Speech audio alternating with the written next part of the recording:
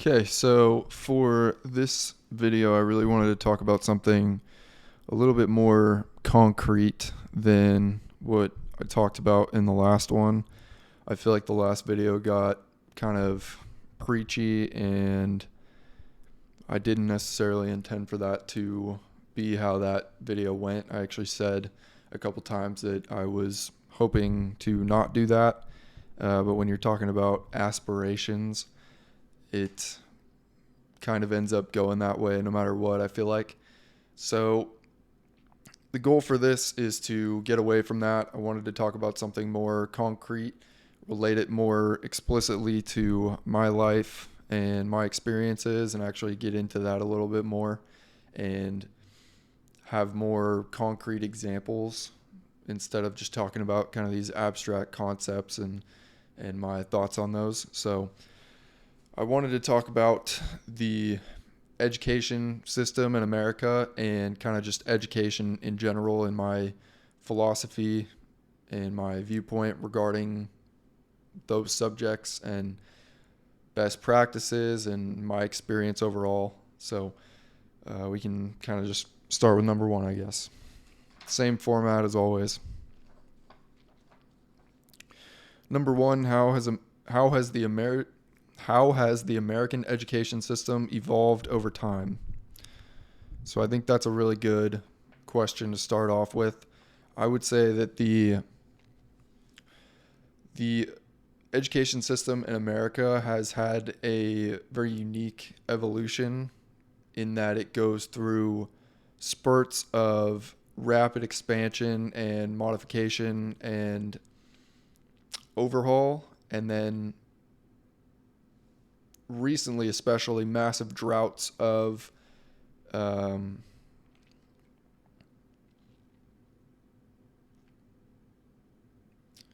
I guess you could say updating, or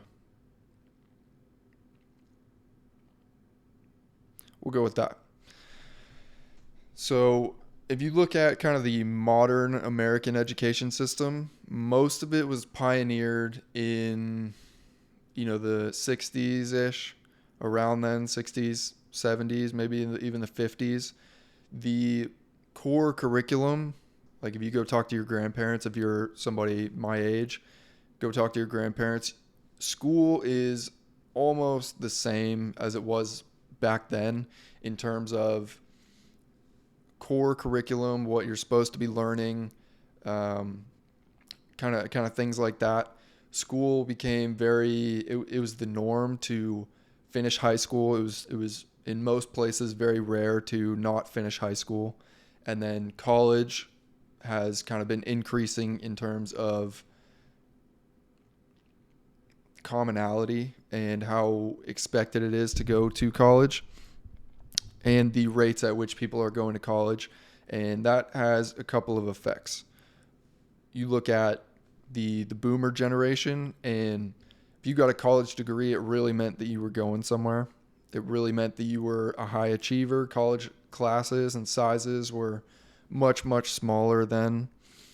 And so if you got a college degree in something, it really meant that it meant a lot. It was a big distinguisher between you and the rest of the population.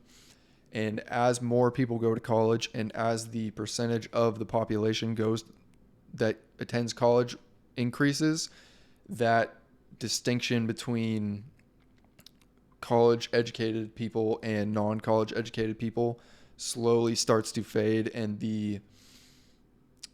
what's the word I'm looking for?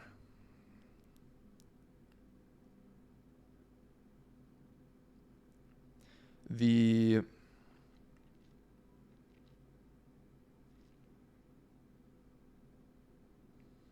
how impressive a college degree is really decreases the more people that do it. You go from having the highest achievers to a large percentage of the population, and that significantly waters down the pool of people that are coming out of college.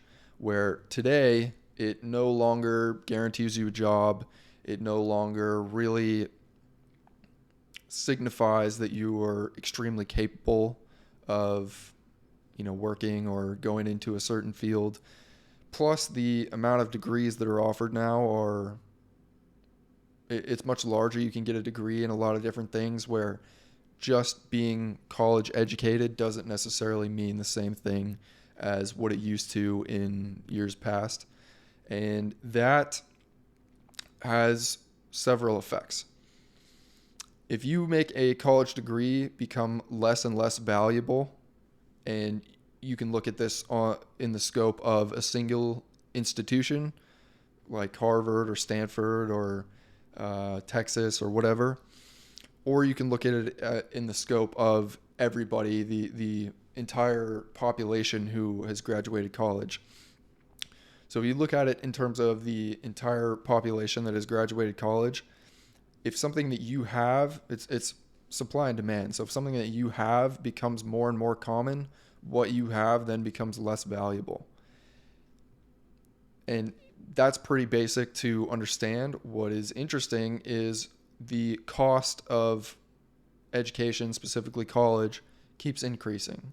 So you're charging more and more and more and more, and obviously you have to keep up with inflation and all these other things. But I don't know the number specifically, but I would venture to say, and I would be shocked if I was wrong here, that the cost of higher education is outpacing inflation. So even if you account for inflation, you're still having to spend more and more and more every single year in order to achieve and gain something that is every year becoming less and less valuable. So that's kind of the broad landscape of how the education system in America is trending. We're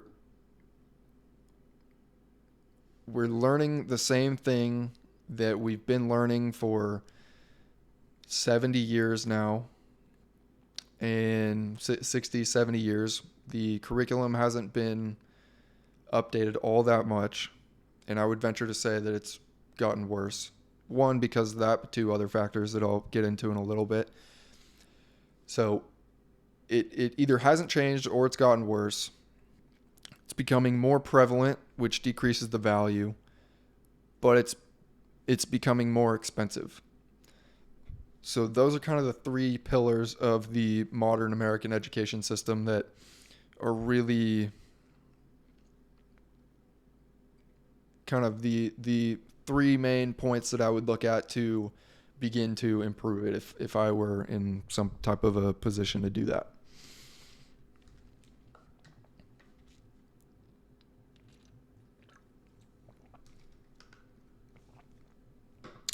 So number 2 says, what are the main goals of the education system in America? And I think that public education as a conceptual initiative is actually very... Obviously, the intent is good, and the more people that you can have educated, the more productive your society will be, and in theory, the better functioning your society will be. I would say that for a time, that definitely proved to be true. I think that now, because of the lack of quality in education, I think that we're kind of having to go back to the drawing board, and I hope that we really kind of wake up and come to that realization sooner rather than later. But the goal of public education in America is to have a more educated and informed population. Whether that's actually the outcome is definitely debatable, and I would say it's pretty clear just based on how, personal experience, but also just trending, how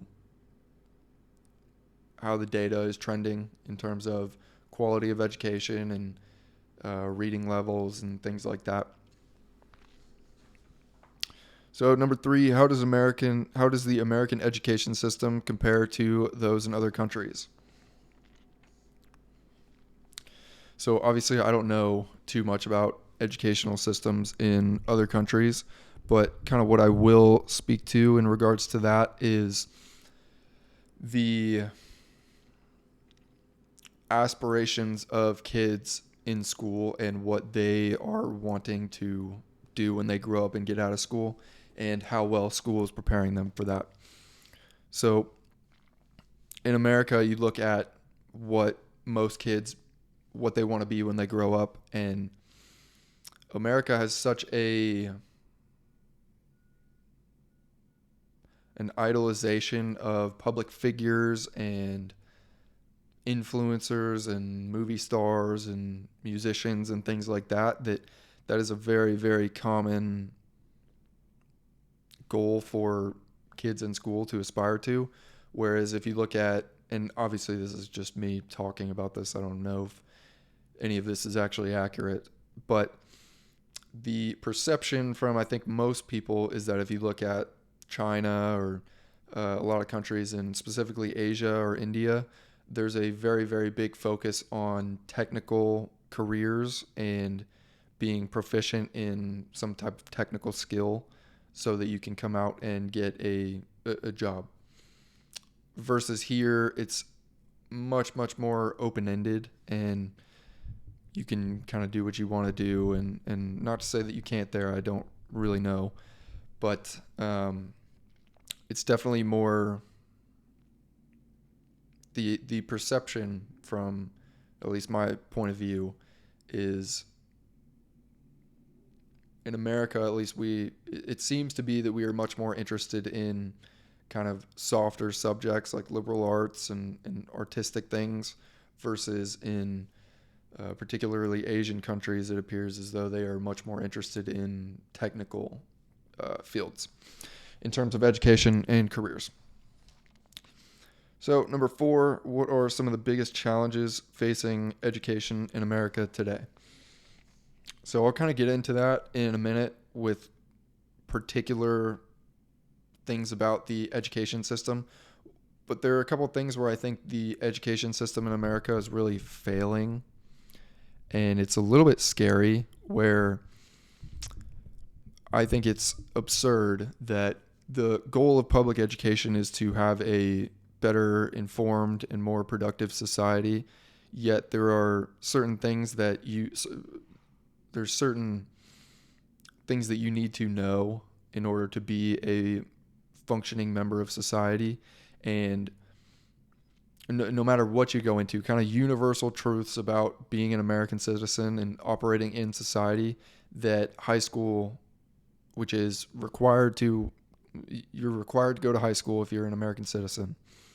You're required to attend school in some form or fashion. High school does not cover that at all. So you can go to school and you can come out of school with extensive knowledge in calculus, and you can have multiple years of literature and English and writing and all these things under your belt, which all of that is good. But to be able to come out and know the chemical composition of 50 different chemicals or whatever, and be able to memorize the periodic table and know the Pythagorean theorem, something like that,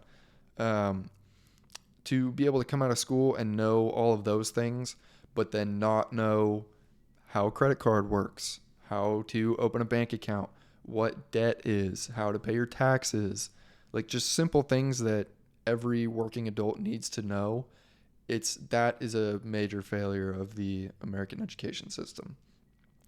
And so I would say a big challenge with that, those concepts as a whole being a big failure of the American education system, is a big challenge in terms of the solution to it is not entirely clear. The kind of the generally accepted philosophy regarding at least financial education is that you don't teach it in schools because that is supposed to be taught at home by kids' parents or whatever, just because it's hard to know how to teach it, and people have differing philosophies on how much debt is good, if debt is good, what should you take out a loan to go to school, different things like that. So because there is such a disparity in viewpoints on how to teach financial education in school, it has kind of gotten ignored. And I think that that is to the detriment of people who, especially people who are members of communities that really need that education the most. So, they might teach financial education in nice private schools whose students' parents can afford to send them to those schools where they would be getting just as high of quality of an education at home in terms of financial education. Public school, this is completely ignored, and you could get really conspiracy theory about that. And I think that there is, in large part, at least a shred of truth there. But the communities that rely on public school the most, one, have the worst resources, and two, are absolutely not in a position to learn financial education from school or at home. Because if their parents are financially struggling, they are more than likely to grow up to be financially struggling adults themselves, just because of the lack of financial education that is available to them. And the internet has been a great kind of equalizer in that regard, but obviously if that was the end all be all and the only thing that we needed to do, then this wouldn't still be a problem.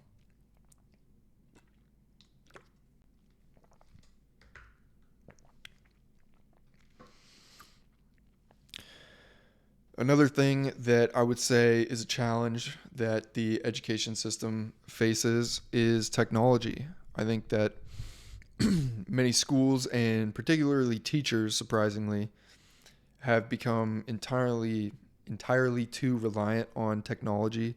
I was in college when COVID hit, so I got to see the disastrous emergency transition to online school. I had one teacher that said, I literally don't know how to teach this class online, so I'm giving all my students an A. And that was right when COVID first hit. They sent us all home, all of that stuff. But then now, online education is very accepted and very prevalent. The problem with that is, well, let me back up a little bit. Before technology was so prevalent in our lives to the point where we were carrying around computers in our pockets that had the answers to any question we could ever have, you had to learn things to learn things. So you had to learn things so that you knew things in case you needed to know those things. And I don't know if that entirely makes sense, but you had to learn things, like you had to learn how to do something so that later when you needed to know how to do it, you would know how to do it. Now, you don't need to learn anything to just learn it, to kind of have it for later. You just, like, if you need to know how to do something, you pull out your phone and you figure out how to do it in the moment.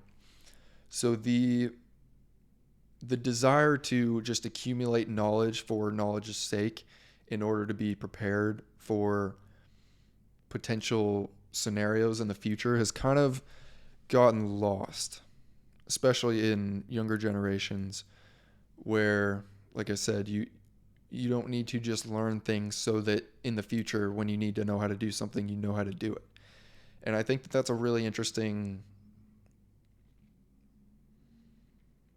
kind of way to look at this that I think gets overlooked a lot. People wonder why younger generations seem to be less and less interested in school and feel like they have to go to school and instead of they get to go to school. And I was definitely one of those people. And so kind of like what I was talking about at the beginning, where school and the education system is, we're really due for an update. And we're due for an update in curriculum, we're due for an update in practice, and just overall philosophy.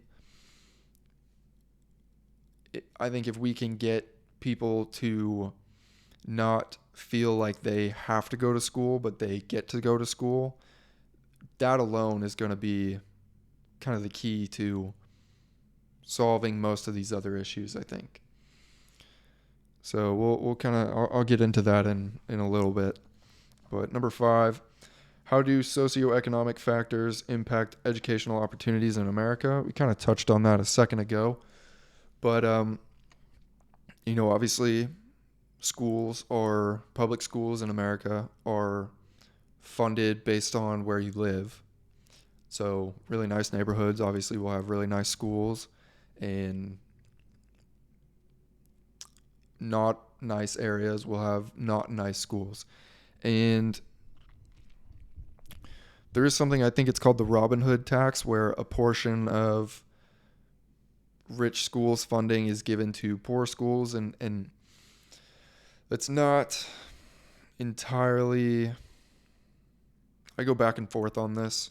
I go back and forth, honestly, whether or not schools should be public in the first place. But that's a whole other can of worms. But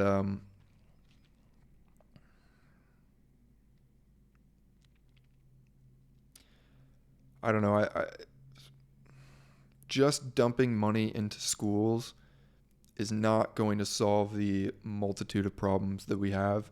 And you look at that, and that's true across the board. There are certain things that could improve marginal cases, but we're kind of at the point where the cost per improvement of students is... Let me find a better metric for this.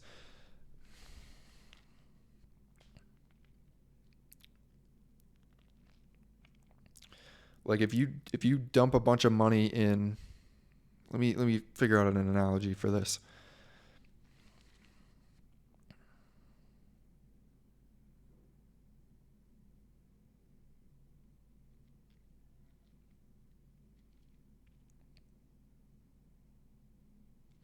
So if where we're at in terms of educational quality is here, and we're there by spending the amount of money that we need to get to, sorry, I know this is confusing. I have this idea in my head and I'm trying to figure out how to express it just solely verbally. But if we've gotten to here in terms of educational quality, and we've done that by putting in a proportional amount of funding, so they're even.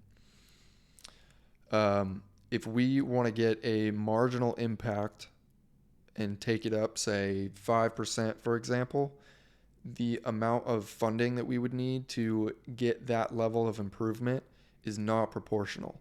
So if we want a 5% boost in quality, it would be much larger than a 5% boost in terms of funding. So I think that makes sense. Where there are, like, just dumping money into schools in terms of getting them new iPads or making the schools nicer, whatever it is, that is not going to...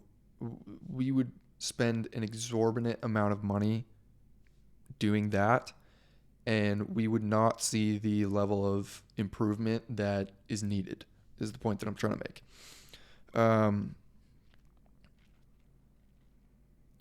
So socioeconomics, it's a major factor. I would say the biggest thing that it impacts is the prevalence and quality of students' financial education. For me, that's the biggest thing that I have kind of noticed and conceptualized. I think in terms of pure just education quality, I don't know that it has that big of an impact. And I'm talking mostly middle school and high school. I think it could be different with really young kids. I don't know too much about that, to be honest. And I'm not an expert in any of this, but I have studied it a good amount. It's something that I'm pretty passionate about, just from having been in school most of my life. And I've been to private schools, I've been to public schools, I've been to multiple different colleges. I've been a terrible student and I've been an amazing student. So, I've kind of seen, I've been super into and passionate about doing well in academia. And I've also thought that it was the most pointless thing ever. So I feel like I can kind of relate to where people are coming at from all different angles of this. And that didn't used to be true. I used to be firmly in the camp of this is stupid. I don't understand why I have to be here. And that has not been the case as of recently or the tail end of my academic career. But certain things have happened where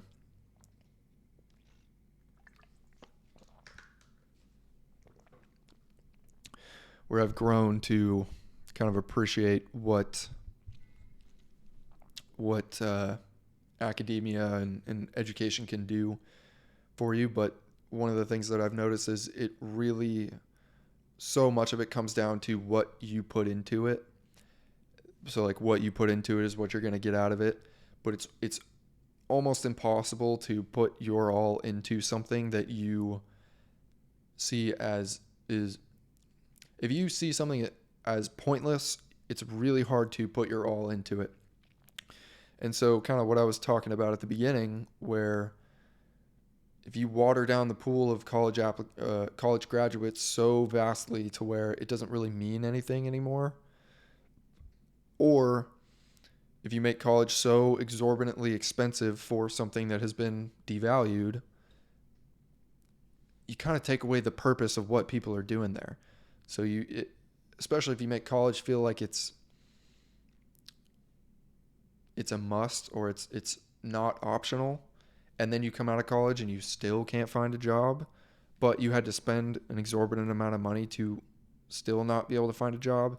It's very easy to understand why school feels pointless to so many people, especially now. And older generations don't necessarily understand that feeling or that kind of just general sense of pointlessness that you feel when you're at school.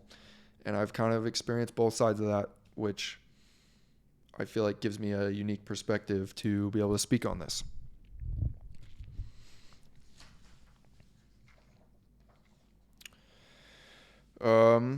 Number 6, what role does technology play in modern education? So technology is really good for a couple of reasons, but it's also really bad for a couple of reasons. Back in the day, if you wanted to learn something, you had to go talk to somebody who knew that thing that you were trying to learn. And if they were stupid and you learned what they knew, you are now stupid because you learned something wrong. And so the availability of information has been so beneficial to so many people. But I would also venture to say, and I think that this is kind of I haven't necessarily heard this opinion from really anywhere else, but and it's something I kind of conceptualize myself, but the availability of information has made us, in my opinion, too reliant on that availability in terms of kind of exactly what I was talking about earlier. You don't need to learn things so that you know them in the future. And it does kind of open up a new realm of having the skill of finding information. And in today's world, I would rather have somebody who is skilled in finding information and learning things as they need to, rather than somebody who knows a finite amount of what they know and that's it. So if you have somebody who, like if you quantify it and somebody knows 100 things really well and they're an expert in those 100 things, but that's it. Or you have somebody who knows, maybe 50 things pretty well, but they're really, really, really good at finding other things out. The net amount of useful information that they're worth, like say if you had these two candidates for a company, this person, you're going to get exactly that. This person, the net would be much larger than 100. so that just because they're able to, I hope this makes sense. I'm having a little bit of trouble articulating it perfectly, but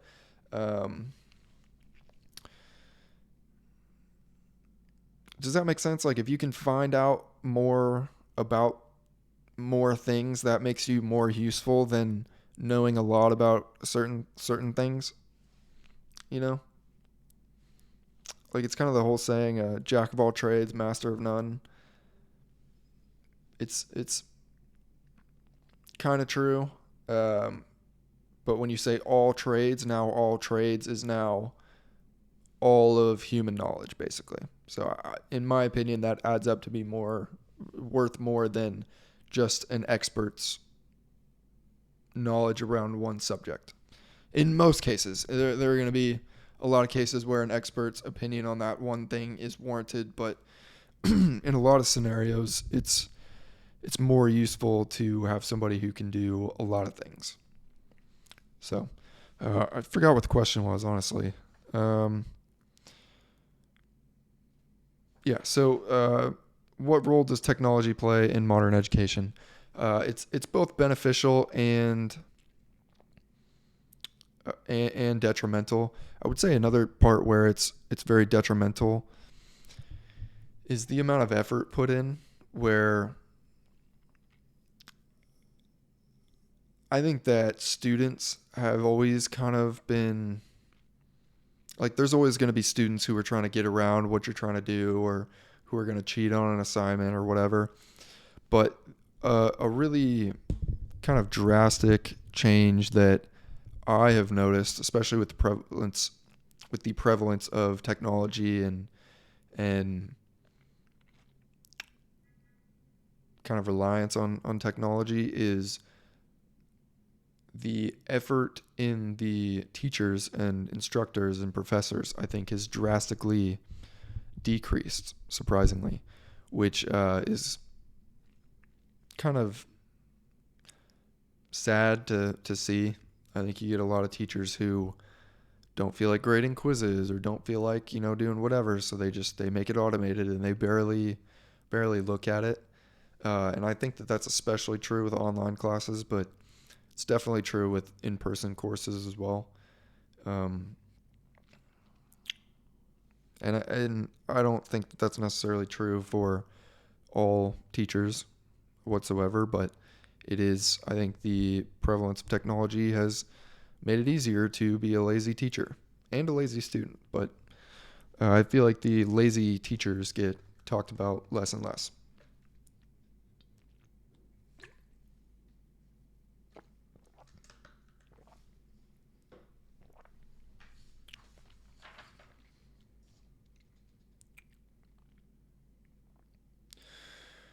Number 7, how are teachers trained and prepared for their roles in the classroom?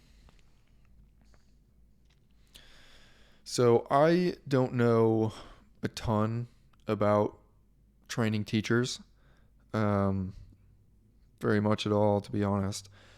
But one thing that I will speak to on this, just because it's kind of common knowledge, is how much teachers get paid. It's kind of a basic rule, but if you want higher quality stuff, it costs more. So if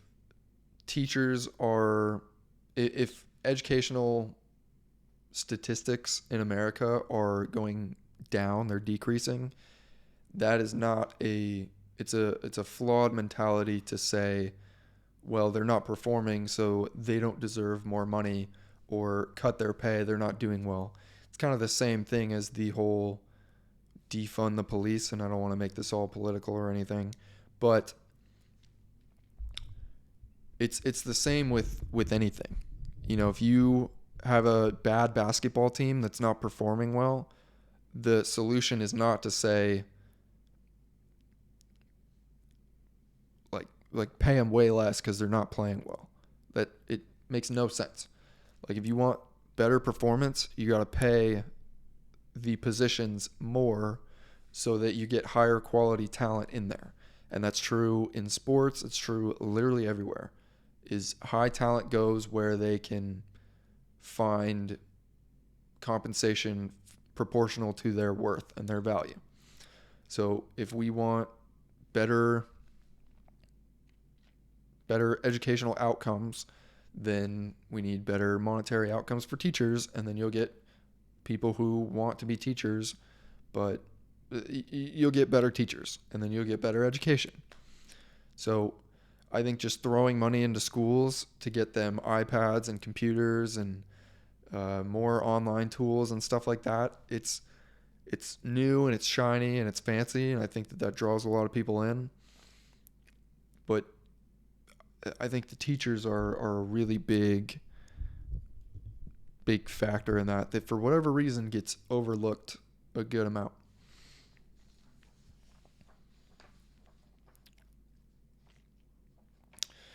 So 8, what are some of the key differences between public and private schools in America? Well, private schools are interesting because there are so many different types of private schools. Like you can get, religious schools where kind of values are taught much more than, say, in secular private schools. You can also get, but the traditional format of the education is largely the same, where you have teachers and classes and whatever. You can also get private schools where the kind of traditional format of teaching is not really present at all, and it's a totally new way of like Socratic seminar style, things like that. There are a lot of schools like that. The grouping of students, and this happens in public schools as well, but not to such an extreme as it does in private schools, in terms of the grouping of students by just levels of wealth of their families, I guess. Where in public schools, I feel like even at the richest schools, there's still a lot of variability. And in private schools, if you can charge enough, then you're narrowing down the population of your student body and the types of families that they come from. So it's kind of a broad question. But those are kind of some of the, like, if I had to make it as simple as possible, I would say the key differences would be I don't want to say diversity because that word has a very strong connotation now, but the variability in student body and their families, I guess, and their background. And then the format of the education. And I guess you could put level of resources in there too, but at the end of the day, like, your learning is kind of learning, especially with the internet. It's I feel like a lot of it just comes down to practice. So those are kind of the 3 key differences that I would say exist.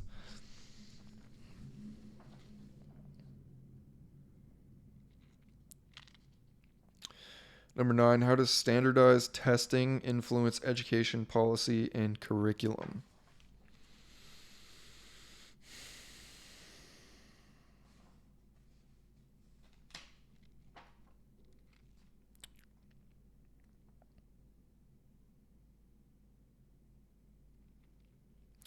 So you could go a couple different ways with that.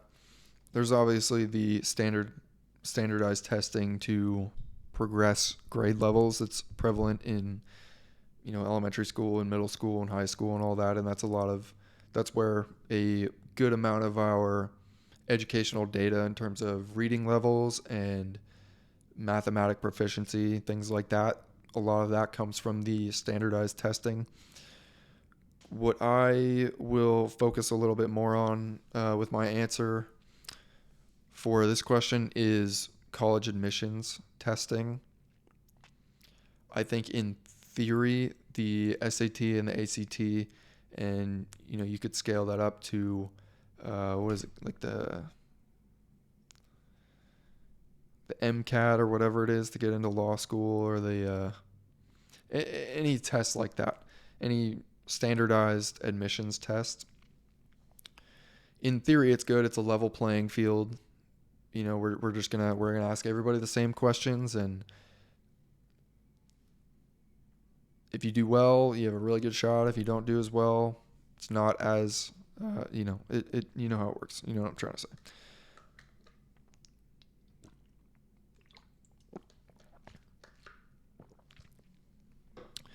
The big problem with that is that although in theory it is supposed to mitigate socioeconomic inequality, it really exacerbates it.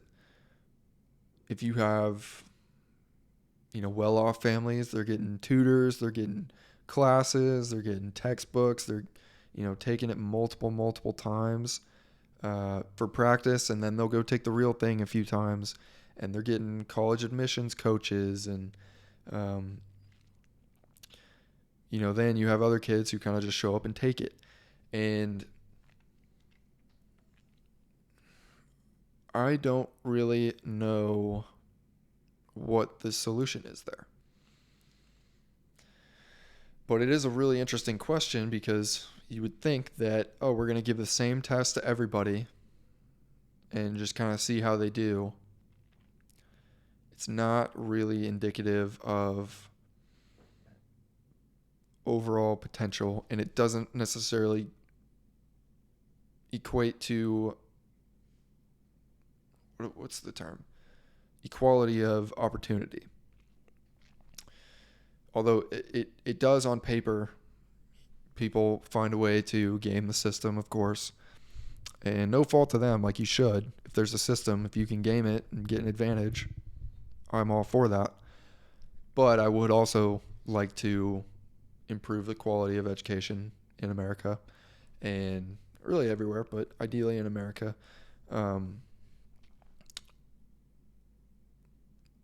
There needs to be a solution there, and I'm not entirely sure what it is.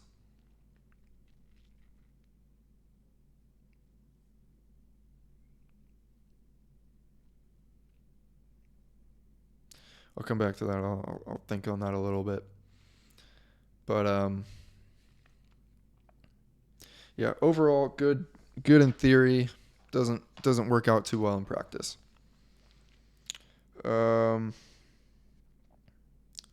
Number 10,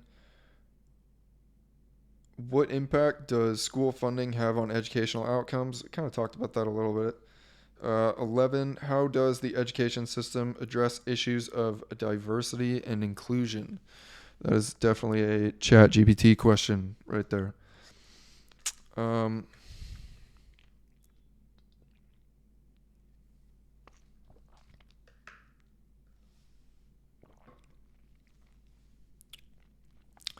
Okay. Well, I know this is kind of a touchy subject now, but what is it called? This is going to look really bad if I don't know what this is called. Is it affirmative action? I think it's affirmative action, where you have better or worse chances of getting into certain schools and certain programs based on your race or your gender or whatever it is. I think that is handled so poorly, and I think it's ridiculous to deny somebody an opportunity that is more qualified. Okay, this is going to be a long answer. I think it's ridiculous to deny somebody an opportunity because they are a certain color and somebody else who is less qualified for them is a different color. I think that's ridiculous. I would much rather have quality in a position than diversity or whatever. And like diversity just for the sake of diversity is ridiculous. Now, do I think that we should have equality of opportunity so that everybody... Let me try and phrase this the right way.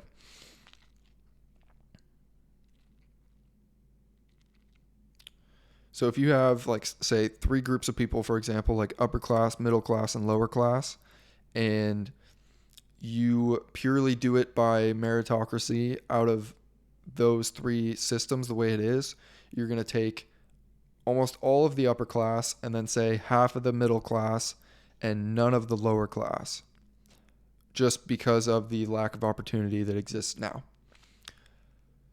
If you try and remedy that with a Band-Aid fix in terms of mandating diversity,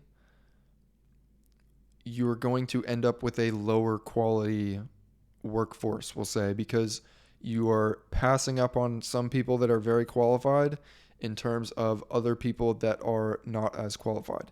And I'm not talking about race. I'm talking about like economic disparities.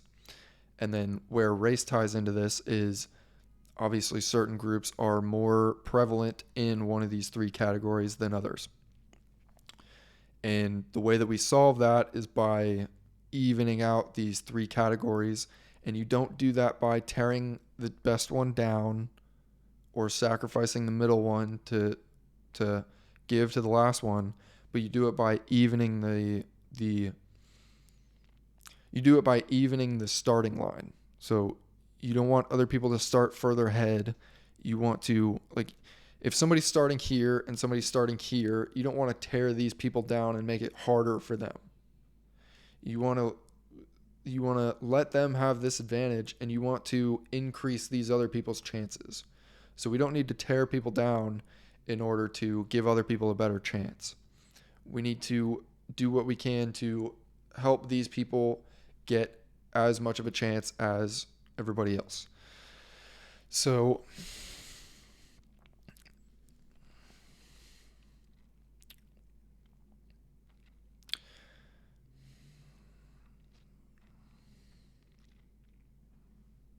what was the question? We'll go back to that.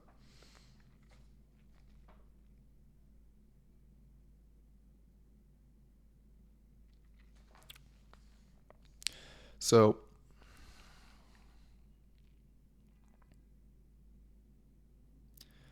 I think it's funny kind of today in our culture, the thing that gets talked about, people love to put people in categories. You know, you are this or you're that or you're whatever. And people love to define things about you or define things about groups of people. But the group of people or the groups that I think have the biggest impact on society are the groups that get talked about the least. And, you know, whether that's because it's comprised of all different races and all different races are in different groups or whatever it is. But it's economic disparity. So, you know, upper, middle, and lower class. That is really, everything stems from that. It's not everything doesn't stem from, you know, what color you are or what part of the country you live in or anything like that. Things stem from that. From economic inequality. And so if you can address that issue in a positive way, not in a like if you can address that through, I'm not advocating for a communist system that makes everything equal, but I do think that people should have equality of opportunity. Equality of outcome is a stupid thing to aim for, and it's kind of what we're aiming for now, where you sacrifice quality in terms of, or you sacrifice quality of output for being even across categories that don't really matter. So the way that you address that is, so this is gonna get really well, whatever, nobody's gonna watch this. If you look at white people and black people as a whole, white people perform, we'll throw Asian people in there too. So like Asian people, white people, and black people. Not that this has anything to do with like the actual colors, but just if you break people into those categories, there are statistical tendencies that occur within those categories. If you look at the median household income for each of those three categories, a lot of that translates to, where was I going with this?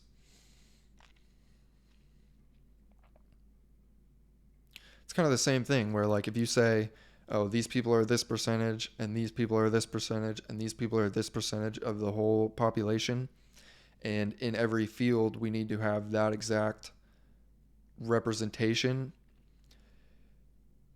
it sounds good and that is an ideal to shoot for, but you have to do it, you have to, it's like anything else, you have to attack the problem from the very root of where that problem comes from. So the very root of where that problem comes from is opportunity. And if you can, like, you shouldn't sacrifice somebody who is really qualified, who is statistically likely to be very qualified for somebody who is statistically less likely to be qualified.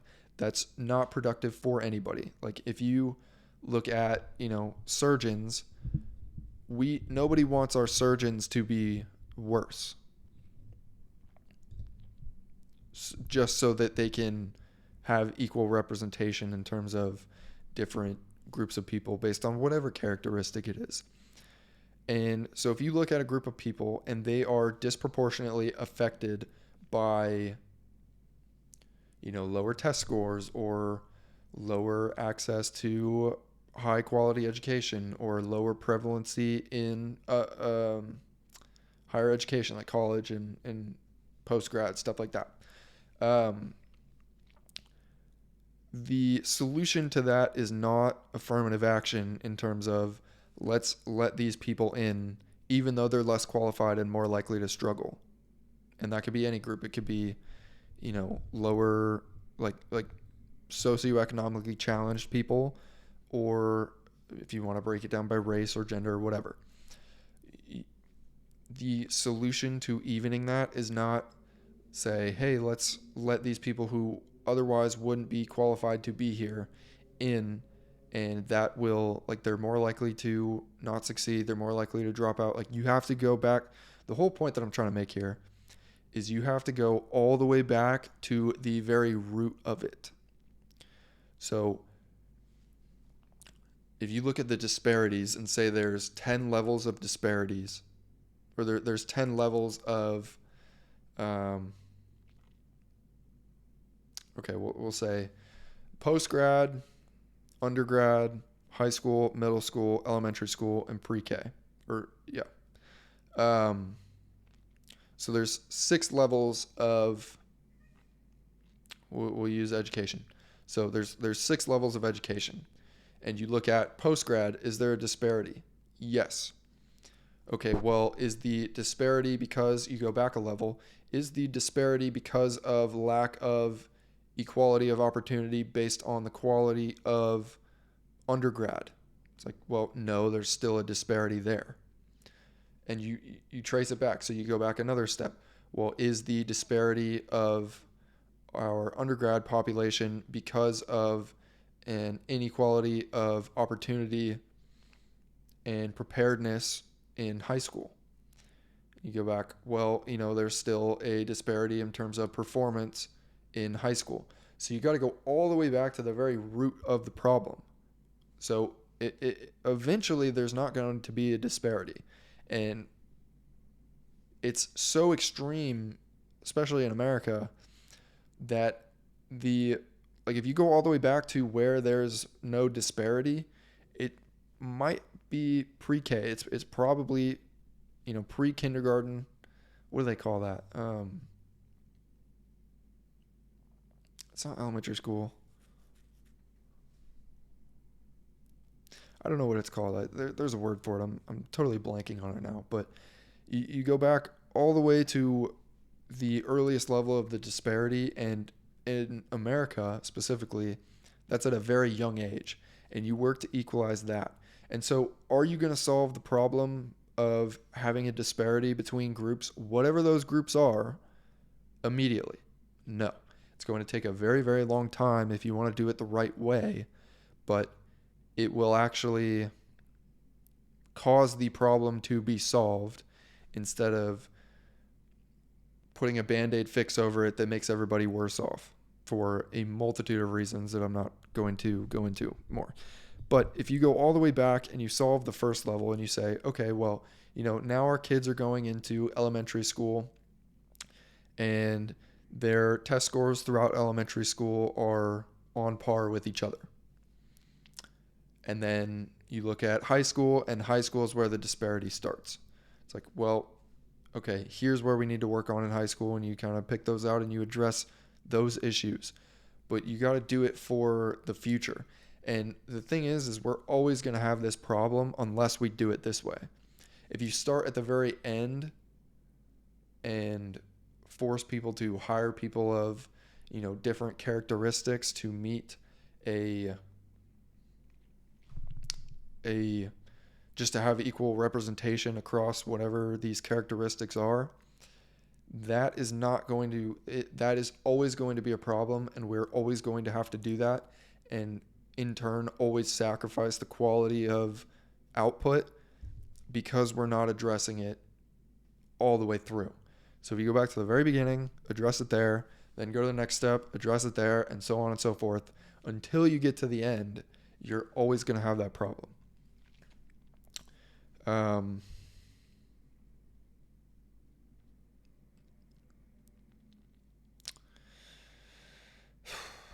told you that was going to be a long answer.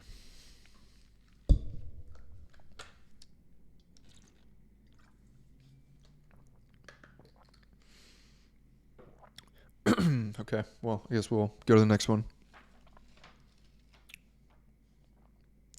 What strategies are being implemented to support students with special needs?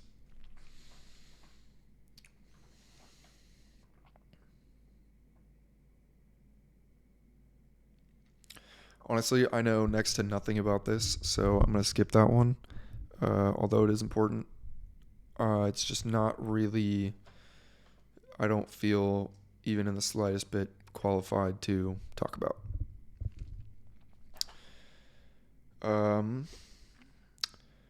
How does the curriculum in American schools reflect the values and priorities of society?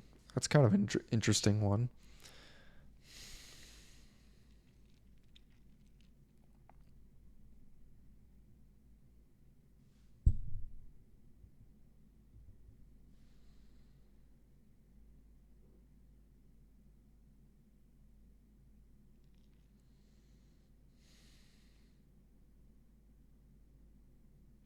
Let's get a little conspiracy theory for this one.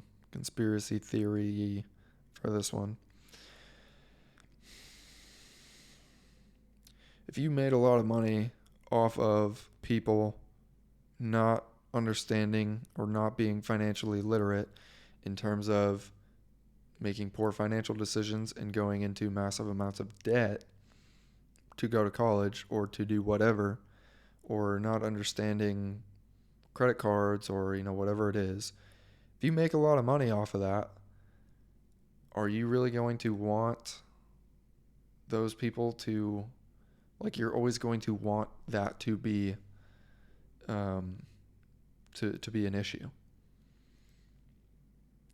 So is that a reason that we don't teach financial literacy in school? I would say it's not entirely the reason, but I would also not say that has no part in it at all.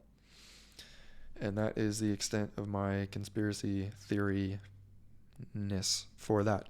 But what is interesting is the concept of, if you have a problem, if there's a problem that exists and you get brought in, and this is not necessarily relating to what I just talked about there, but if you have a problem that exists and so if there's a problem that exists and you bring people in to solve the problem, homelessness is a good example. California, I think, spent, doesn't matter if it's California or wherever, the market for solving homelessness is huge. And California, I know for a fact, spent billions of dollars trying to solve homelessness. Did it work? No, definitely not. Homelessness is getting worse. And the funny thing about paying people to solve a problem is that they are now incentivized to not solve it. So if you are, like, if you mow people's lawns and, you do that once a month for, 100 different houses or 30 different houses, um, and then that's a dumb example. It's not a tough concept to grab. If you get paid to solve a problem, you don't want that problem to not exist anymore, because then you don't have a job. So maybe think of that little, whatever you want to call it, I guess. That applies to a lot of things. What role do parents and communities play in supporting education? I think a very flawed mindset of parents is viewing school as daycare or babysitting, or just trusting that the schools are teaching your kids what they need to know, because like I can't fathom, and I don't have kids, but I can't fathom not being extremely involved in what, and I will be in the future, in terms of what my kids are learning and what they're doing at school and what values they're being taught or adapting or whatever. All of that is extremely important. So I think that parents and communities, it's huge. If you're part of a community that doesn't value education, are you likely to value education? Probably not. And vice versa. So I'm at over an hour here. I'm very passionate about this subject. It's something that I spend a lot of time researching on my own, just because it's been such a big part of my life, kind of going all the way back, really. I have a few more questions here. I think kind of what I want to do is I want to get really concrete and go over my history of education, I think. So I went to how do I want to start this? Okay. So when I was really little, my parents really cared a lot about my education. I went to a Jewish preschool. That's what it's called. That was the word I was thinking of. Pre-K, preschool. That's what I was thinking of. So I went to a Jewish preschool. I'm not Jewish. My family is not Jewish. But I went to a Jewish preschool that was like kind of far away from my house, just because my parents thought it was the best education for me. And then I went to it was a really, really good school for elementary school. And in 5th grade, I got accepted to a gifted private school. And in 4th grade is kind of when my parents started to like fall apart. So in 4th grade, the quality of my education, just based on my home life, severely deteriorated. And then I was going to this gifted school in 5th and 6th grade, and that was great. A lot of kids there were getting an amazing education. I went to school probably 3 days a week on average, just because sometimes my parents weren't around, or they would forget to take me, or sometimes they forgot to pick me up, or whatever it is. So that goes to show, and kind of answers the last question. Home life and families and communities plays a massive, massive role in terms of education. So those 3 years, 4th, 5th, and 6th grade, were so detrimental to my education that I almost can't even put it into words. I learned almost nothing, and I was super behind by the time I came out of that. I was I got accepted to a gifted private school. So, I was in the gifted program like all the way through elementary school, and I was always like good grades were kind of just like it was normal to me. It was kind of just what I was expected to do. And then fourth, fifth, and sixth grade came along, and nobody was making me do those things anymore. So I got horrible grades. I like barely went to school. I didn't learn anything, and I fell so far behind. And then that's when my sister and I got adopted by my grandparents. So my grandparents, specifically my grandmother, she does SAT math questions for the college board for fun. So that tells you how big of a contrast it was. It was huge. So I went from barely going to school, not learning anything for 3 years, very formative years. It was like, I guess like 12, 11, and 10. So very, very formative years in terms of learning how to force yourself to do things and force yourself to, just kind of do things that you don't want to, and forcing yourself to learn. Missed out on a huge part of that. And it took me a very, very, very long time to catch up. And for the remainder of middle school, I would say 7th and 8th grade, I got really, really, really good grades in everything. Like I remember sitting in class one time, and a teacher handed back a math quiz, and I was so bad at math at this point because I literally learned no math for 3 years, and now I'm in 7th grade with everybody else who had been who had been learning math for the past few years. And my grandmother stayed up with me until like midnight almost every night of the week to teach me math, really. And my 7th grade math teacher, Mr. Dan, was one of the best teachers that I've ever had. Side note, all of the best teachers that I've ever had have all been math teachers. All of the worst teachers that I've ever had have also been math teachers. So kind of funny. But I got an 85 on a quiz, and I remember feeling that just kind of panic in my stomach of, oh my gosh, what is my grandma going to think? I was terrified.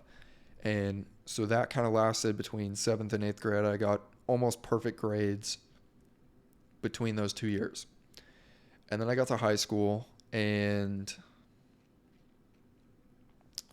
kind of swung back the other way again, where I just didn't really see the point of what I was doing. I had no idea what I wanted to do.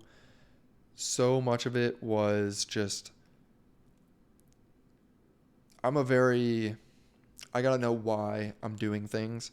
And I think a lot of students are that way as well. And going back to what we talked about earlier, one of the big failures of the education system, so much of it is not communicating the purpose that you have or the why behind what you're doing. So much of school is busy work. It doesn't translate to anything. And if you can just communicate to a student, and this would have been monumentally life-changing for me, is if a teacher could tell me why I was doing something, or why I was learning something, or why this particular project is so important, or just anything like that. And I would ask almost all my teachers this going through high school, and I basically never really got a good answer. And I always kind of thought that it just kind of came down to, like, I was smart enough to pass classes. Like, I can count on my hand the amount of times that I've studied. Like, it's probably it's like 7 now. I've studied like 7 times my whole life. And that's not to like brag or anything. It's legitimately just reality. Just because I so early on, I never learned how to do that, or that I had to do that, or whatever. And I didn't understand the point of it. I was learning all this stuff and I didn't understand why I needed to know it. I couldn't fathom a time in my future when I was going to need to know the chemical composition of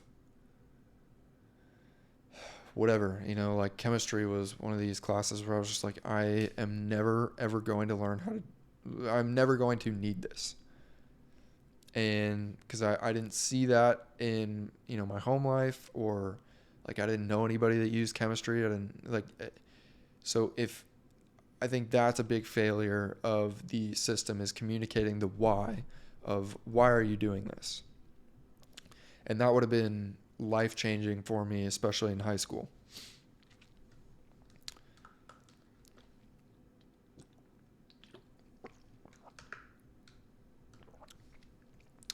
And I still got relatively good grades in high school. I think I graduated high school with a 3.8. I think it was either a 3.6 or a 3.8. And I took AP classes. I took AP Computer Science and AP Calculus, and like I was taking high level classes, and calculus was interesting. I literally had to hire a tutor to basically do my homework with me, because calculus was actually one of those classes where I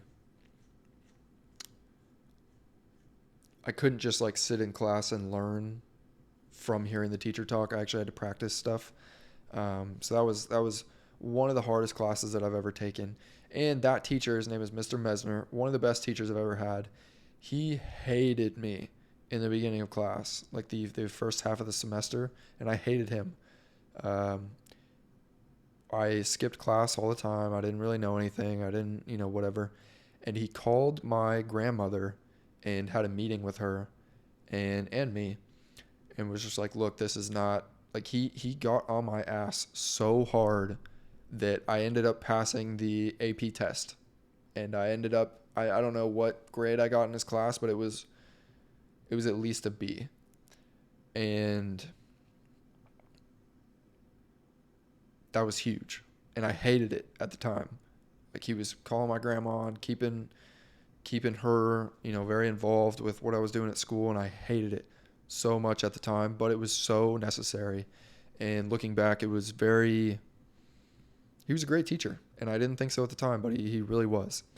So then I went to college. So college was never really it never seemed like there was another option. It was just, you graduate high school, where are you going to college? Like, there was no alternative to that. So I went to Colorado State, and I majored in computer science for a little bit, and I just could not. I hated it so much. And it's kind of interesting. There were a lot of things that I felt like I needed to kind of improve on in myself, that I had noticed in myself, in order to be a high functioning member of society. And what I had identified at the time as the key areas of weakness for myself was social compatibility. I don't know if compatibility is necessarily the right word, but maybe sociability. So that is what I really wanted to work on, and I spent a large amount of my time and effort in high school focusing on how to be better in social situations. And it sounds stupid. I really do think that that's important, especially if you've identified that as, and I wasn't, like super awkward or super weird or anything like that, but I did definitely feel like I could be better in those situations. And I don't know that you ever get to a point where you're like, this is where you're perfect at it, but I think you can definitely get to a point of, like, if you identify that as a point of, okay, I definitely need to improve on this. I don't know that that's, I think it's a good thing to put effort into and to improve. If you can have like technical knowledge and know things about a lot of things, and then also be able to communicate it and be social and be able to interact with people really well, that's a deadly combination.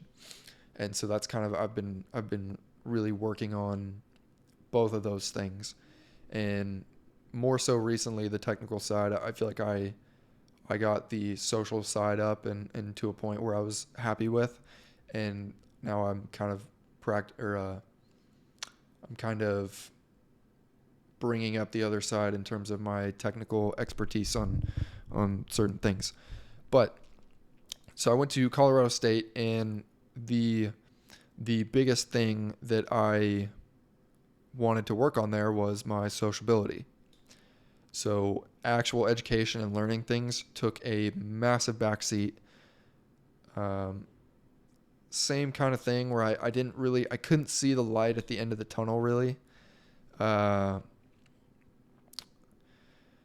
I was in computer science classes. Those computer science classes were taught by undergrads. So I was a freshman computer science student, and most of my classes were taught by TAs who were senior undergrads.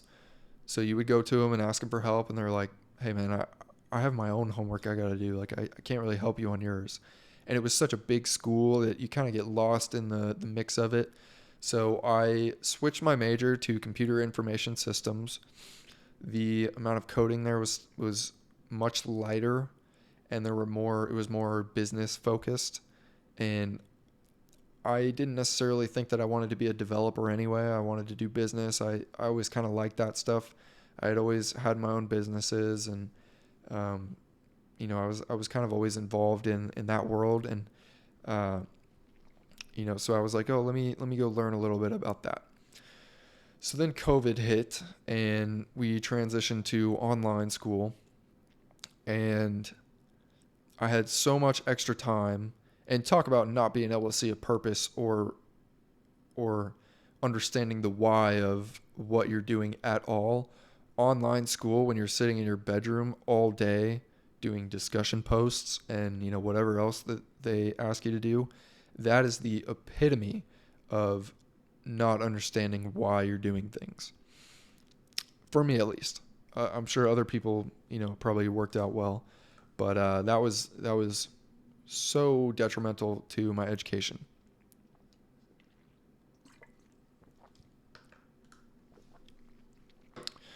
So I had a lot of extra time on my hands because I was just sitting in my bedroom all day doing school. So I figured, let me go get a job to at least make a little bit of money because I'm spending so much money. The other thing about how schools handled COVID is all your expenses were the same, and you got maybe 10% of the value for it. So I was paying the same amount of money, and then schools went online, libraries closed, rec centers closed, no intramural sports, you can't access the campus, you can't see anybody, you really don't get to know the professors, you don't get to know your TAs. The career fair and all this stuff is just it wasn't the same. So you're getting maybe 10% of what you paid for, but the amount that it was costing you was consistent with pre-COVID, which made no sense.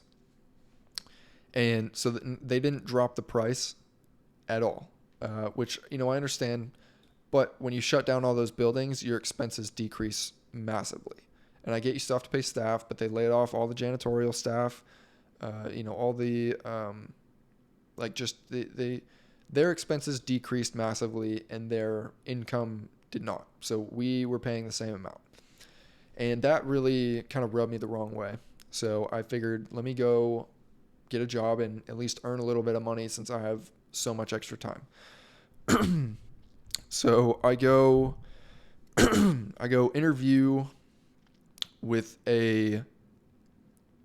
so this is kind of a different video that I'll talk about this a little bit more in a separate video, but I end up working for this company that was making me all these promises, and I was in a position that I was severely underqualified to be in. I had a title that was pretty ridiculous for somebody of my age, and I had people who were way older that reported to me, and I was in a good position. So I decided to leave school and focus on doing that full time because I was like, I'm paying an exorbitant amount of money to not really learn anything. And over here, I'm getting paid a good amount of money to learn a lot. So I was like, let me just do this. And then kind of what I talked about in the very first video was this. Very quickly I came to realize there was no, like, I was as high as I was going to go in that company, and the only room for growth was expanding the company for other people who, other people. The only thing that expanding that company was going to do for me was increase my resume. But for them, they're going to see the benefits monetarily. So, the amount of effort I would have to put in to do that for the reward I was going to see, it really started to not line up. And then I kind of realized I adopted the mindset of how I had switched to more of a business centered degree. I kind of adopted the mindset of you can learn the business side of things in terms of practice and theory and all that stuff. That is very easy to learn kind of as you go. And most of the stuff you learn in school in terms of business, it doesn't really, it's not super useful just because, when you do A, then B happens. And then when you do B, C happens. Like it just doesn't really work out that way in the real world. So I think it's good to have somewhat of a foundation before you go in, but that stuff is so rudimentary to learn compared to something technical. And I got into this job and I wanted to do some technical things, and I kind of ended up wishing that I had stuck with the harder technical degree that I was originally pursuing. So I decided to leave that job, and I gave up what was actually a very prestigious position and something that my friends and I had talked about. It was, in an industry that my friends and I had talked about going into for a long time, and something that I kind of grew up around. So I ended up leaving that and going back to school to finish my undergrad. And I went back to school for computer science. So I went from computer science to computer information systems, back to computer science, and that's kind of where I'm at now. So, it's kind of I wouldn't have done that had I not had a newfound or refound appreciation for academia and what you can get out of it. I still obviously have a lot of problems. I've spent an hour and 23 minutes talking about things that I think that we could do better in that world, but I do think that there's a lot of benefits to it, specifically if you are learning something technical like computer science or biology or chemistry or physics or whatever. In things like that, I think that there is a lot of value in education, history even. But kind of outside of that, I think the value deteriorates a little bit. But yeah, so that's kind of where I'm at now. I have like 2 semesters left till I graduate. Finally. So, it was kind of a roundabout way to get there, but I don't think I would do it any differently. I think it's given me a very deep understanding of the world of education and kind of how it works, and I have experienced a lot of different perspectives of it and a lot of different outcomes, I guess, and a lot of different I've just been on all sides of the spectrum of performance and passion, and I have good experience with education now, I feel like. So that's kind of my thoughts on education and the educational system, specifically in America. I'm sure there's a few other things that I wanted to talk about in regards to that slipped my mind, but overall, I think that sums up what I believe in regards to that subject pretty well. Hopefully, the speaking pace was a little bit better in this video. It's been pretty bad the last two, and honestly, maybe this one will be better. Hopefully, it's better. We'll see. I guess I gotta watch it back. Hopefully, the lighting is a little bit better too. I tried to improve that. But I wanted to do something a lot more concrete for this video. The last one was so abstract that I wanted to get really, really concrete for this one. I have a couple cool topics, I think, for the next couple videos that I think would be fun to explore, and a lot of them are the couple that I have thought of are very concrete. So we'll kind of cross those bridges when we come to them, but that's all for now, I guess. So, not that I don't imagine that too many people are going to watch this, but this topic actually is a video that I wish that I had made on my thoughts 4, 5, 6 years ago. I think it would be extremely interesting to see my evolution in terms of thought process on this topic specifically. So, the only thing I have to compare my current mindset to is memories of my previous mindset or earlier iterations of my mindset. So it'll be really interesting to go back and look at this video in the future in regards to this topic and see how my thoughts surrounding it have changed. So that's all, I guess.